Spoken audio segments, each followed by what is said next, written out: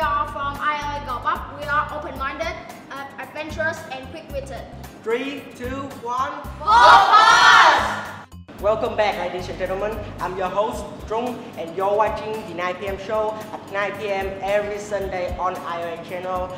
We are available on all online platforms, YouTube, Facebook, Instagram. I want to give a sincere thank you to our sponsor, ILA. Our future starts now. So what are you waiting for? Let's get to the 9 p.m. show. Recently, as you all know, there was a group of people who said that they come from the future. Wow, I can't believe it.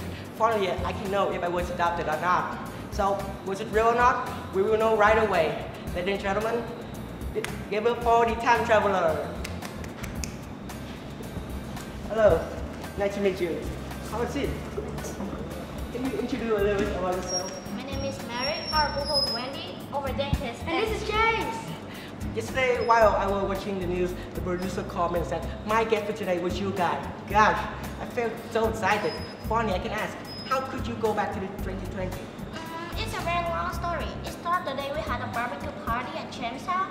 While we were eating, suddenly something appeared right above our hand and absorbed. We didn't remember anything until we fell into a very large cornfield. My head hurt like hell.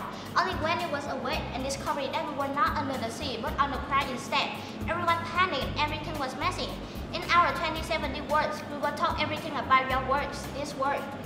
It was like a dream. We were only allowed to see some aspect of your life in the museum during a school trip, and it's such an honor to be here tonight. If what you said is true, then what will happen to human life? Well, in the future, the severe pollution and damaged environment made the Earth unable to live on. 70% of the trees are gone, and the climate becomes very unstable. Natural disasters happen frequently, ranging from hailstorms to flash floods and even tornadoes. That's why countries all over the world agreed to start a life underwater. We evacuated humankind underwater should we don't go extinct from the harsh environment. Are there any positive solutions for that? Yes, there were millions of robots built and working on the Earth's surface in the view to rebuild it. This project was called the B2P, meaning build, replant, and purify. I heard that you have mentioned D2P. Can you share about it to our audience? Well, the robots are divided into 4 groups. The first one is builders. They are in charge of constructing the buildings. Next, there are the breeders. They are human-controlled robots used to find and breed living creatures. Next, there are the planters. They plant different kinds of trees in different places in order to recreate the forest. And finally, we have the purifiers. They purify the air and water sources. They are all equally important for the process of renewing the earth. So now we know that we have to live underwater in the future, which makes me very curious. Can you tell me about it, please? So I'll tell you many awesome things that are extremely different from your present world. First, we don't live in normal houses like you guys, but we live in huge buildings under the water. Second, we don't commute by planes, motorbikes, or planes anymore. We travel by flying cars or buses instead.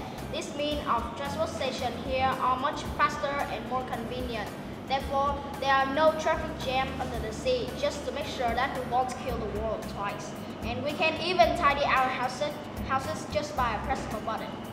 At this time, this world, aliens are still a question. Will they show up in the next few decades?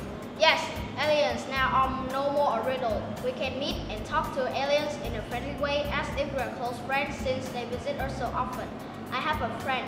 She helps me to resemble a breeder robot and she's from Mars. Talking about this, I really miss her. She's a lovely alien and her eyes are as big as the ostrich eggs. Okay. Will we have any new creature we have never known about? Yes, scientists discovered a new kind of seaweed that has salt water and releases oxygen. So we could live in cities underwater by planting them everywhere. We have special classes that show us map, time, and information about what we look for. These classes were invented in 2013. We'll be by bigger company. 50 years later from now, 2017, you know what? The yellow sea snail has turned into a monster. We saw them swimming around while we were planting some seed at Marina Trench. These creatures are from 100 to 150 meters long. How old are you, mister?